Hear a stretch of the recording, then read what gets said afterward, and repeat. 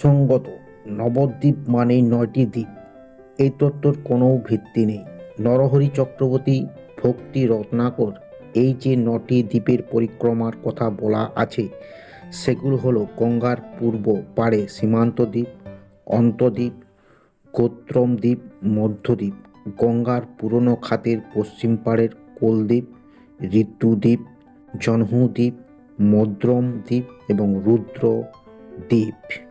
৯টি দ্বীপের প্রবক্তা নরহরি এগুলোর কথা বললেও কখনো বলেননি যে নবদ্বীপ ৯টি দ্বীপের সমষ্টি। তিনি লিখেছেন, নবদ্বীপ শহর ৯টি দ্বীপের দ্বারা বৈশিষ্ট্য। জয় জয় নদিয়ানগর, নবদ্বীপ বৈশিষ্ট্য পরম মনোহর। নরহরির কথা মেনে নিলে নবদ্বীপ মানে ৯টি দ্বীপ নয়, নবদ্বীপ শহর এবং তাকে বৈশিষ্ট্য আরও ৯টি দ্বীপ ধরে মোট 10টি দ্বীপ হয়।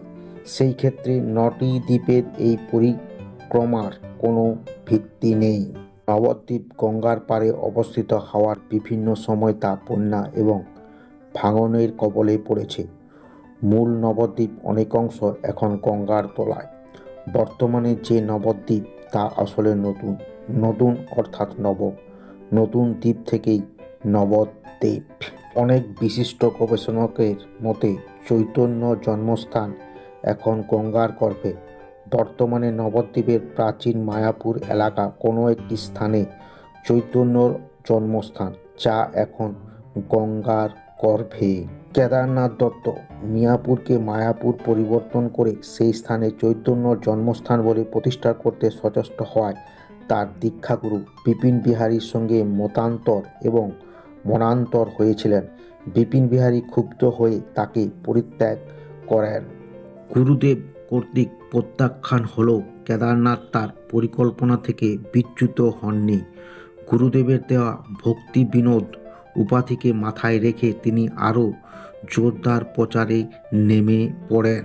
1300 বঙ্গাব্দে শ্রী শ্রী নবদ্বীপ ধাম প্রচারের সভায় তৈরি করে কেদারনাথ মিয়াপুরকে মায়াপুর নামে দিয়ে প্রচারের উদ্দেশ্যে বিরাট মায়াপুর উৎসবের আয়োজন করেন। এর প্রতিবাদে নবদ্বীপ বিশিষ্টপন্থী কান্তিচন্দ্র রাঢ়ী প্রকৃত তথ্য জানিয়ে নবদ্বীপ তত্ত্ব নামে মায়াপুর উৎসব একটি পুস্তক বিলি করেন। কিন্তু কেদারনাথের অর্থ এবং ক্ষমতা বলের কাছে কান্তিচন্দ্র কার্যত পিছিয়ে পড়েন। ধীরে ধীরে তিনি বিস্মিত হয়ে যান।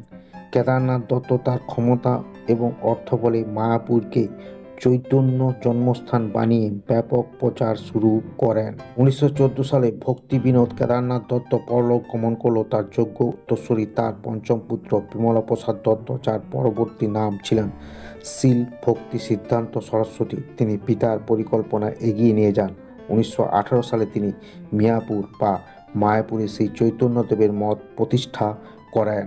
1932 সালে কলকাতার এক সম্ভ্রান্ত পরিবারের সন্তান অভয়চরণ দে শীল ভক্তি সিদ্ধান্ত সরস্বতীর কাছ থেকে দীক্ষা গ্রহণ করেন।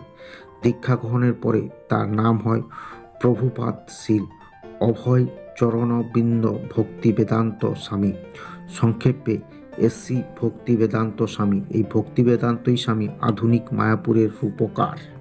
1965 সালে ভক্তি বেদান্ত স্বামী আমেরিকায় যান।